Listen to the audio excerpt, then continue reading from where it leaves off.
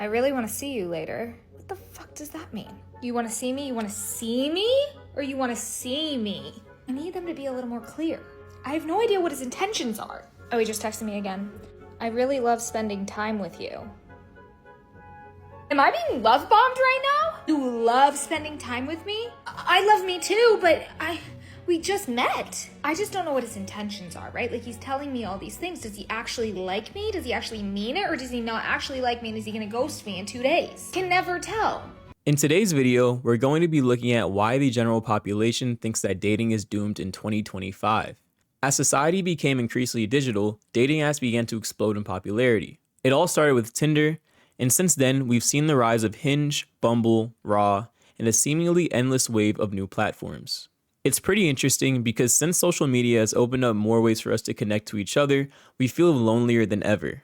So let's hear from other people about why they believe dating has gotten so bad. Oh, another one. Meet me at 8 p.m. I have a special surprise for you.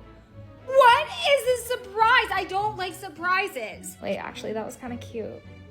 Like a surprise. And he planned something. No, stop. I just met this man. For all I know, the surprise could be nothing. That is the bare minimum. See you soon, smiley face. Not the smiley face!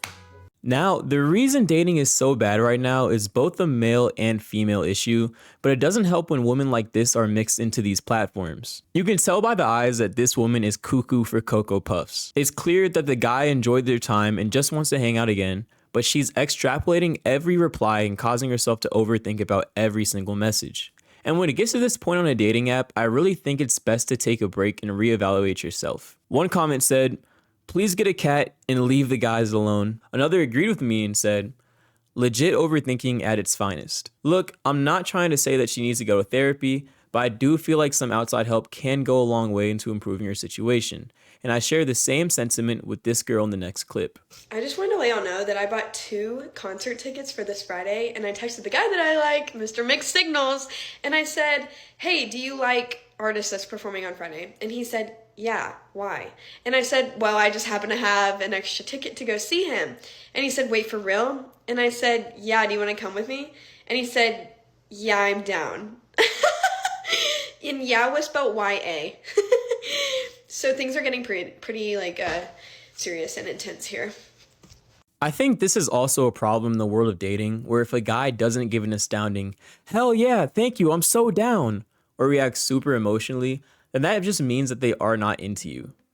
For one, most of the time, energy cannot be transmitted super well through text. Yes, the guy could have expressed himself more, but maybe he was trying to play it cool around her and was jumping around in his own room excited. That laid back energy might also just be his personality too. You really don't know until you get to know him. So I wouldn't say that these are mixed signals and instead take his yes at face value. One of you guys said, "If it's not a hell yes, it's a no." This is something I highly disagree with. I feel like by saying stuff like this, you're creating the mixed signals in your own head. Thunder Bronco commented, "Bro, he literally said yes, why is there confusion?" Which is exactly what I'm saying. Now, the mixed signals over text dilemma is definitely a factor that plays into the poor dating market, but I also believe that pure social media has made dating not like it used to be. This is something that is touched on in this next clip right here. Yo, why the fuck is everybody either stuck on their ex, they want to hook up with every heartbeat on the block, or they'll lead you on and then say they don't want a relationship because they're stuck on their ex or they want to fuck everybody on the block? What the fuck is that? All right, I've been single now for, I want to say 4 years now. I've been in one relationship. I've had one girl that I've called my girlfriend. I dated her for 3 or 4 years, and we dated from age 16 to 19, 20, and then we broke up, and I haven't dated anybody since. I have talked to people, I've entertained, kind of like talking stages and almost relationships, but never actually dated somebody. And I'm just wondering, like, what happened to our world of dating? Like, I should have been born in the 80s, where you talk to a girl, you say, "Hey, like, let's go out on a date," and then you go out on a date, you decide, "Hey, I like you, let's go on another date," and then you go on another date, and then you say, "Hey, let's date," and then you date, and then you get married. What happened to that? What the fuck happened to dating in your early 20s or your late 20s or at all? I mean, I be seeing old people go through this shit too. So,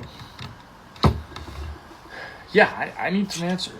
Because of social media, it allowed people to be exposed to a significantly greater amount of dating prospects than would be in the 80s, which is why this guy and every other guy is struggling now compared to how their parents and grandparents did. Back then, it was a lot easier to find someone in your neighborhood, take them out on dates, get to know them, and marry them, because as a guy, you were probably only competing with maybe 5 other guys. Since social media, every guy is competing with thousands like them. Take it from me, I met my girlfriend off of Hinge. In order to be chosen, you have to check a lot more boxes off than you had to do in the past.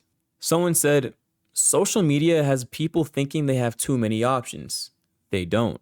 Another commented, lustful, sinful, and cheating world we live in. I agree with both these statements. More access to people means there's a higher likelihood to cheat. Biology states that women want the highest quality of man and men want the highest quantity of women. Social media allows this human nature to run rapidly due to the accessibility it offers. Now, for this guy here, I think he just needs to be realistic and understand that society has changed. It's definitely harder than it used to be to find a good partner, but as long as you continue to work on yourself and adapt to the dating climate, you should be fine. So why does dating feel almost impossible for men in 2025? Dating feels almost impossible for a lot of men in 2025 because, you look at the average guy. The average guy isn't getting matches on dating apps. He's not getting stopped or, getting a lot of affection from women in his daily life. He probably doesn't have a whole lot of friends. And so he's online and he's seeing all of these gorgeous women, some of whom aren't even real with AI now. There's a lot of AI girls out there, edited photos and stuff like that. And they're just suffering this constant barrage of them feeling inadequate by what their life experience is teaching them versus what they're seeing online, which is like a lot of, attractive women or couples or stuff like that. So they just kind of feel beaten down by it, and it really does suck being the average guy who isn't taking control of their life in today's day and age. There's absolutely no sympathy for them. But the good news is that if you do choose to rise above this and do choose to actually start bettering yourself and start doing the things that is going to give you a result with women, then it can be possible to be successful. And the bar is pretty low because most guys don't try. Most guys just, wallow in self-pity and they take themselves out of the dating market because they think that it's not worth it for them. But in reality, I don't care who I'm talking to. If you're watching this, you absolutely can change your circumstance. I think this guy hit it right on the money here. A lot of guys feel so bad for themselves that they don't find the effort to make a change in any way. By doing this, they take themselves out the dating market and create less competition for the men that actually do give an effort. It is true that in this technological world, it's hard to feel measurable to all of these celebrities and athletes that you see on social media. But just because you don't have their looks or status doesn't mean you can't be successful in the dating market. People need to start comparing themselves to themselves instead of themselves to other people. One of you guys in the comments said, being 6 feet tall is basically a requirement these days. This is definitely not true.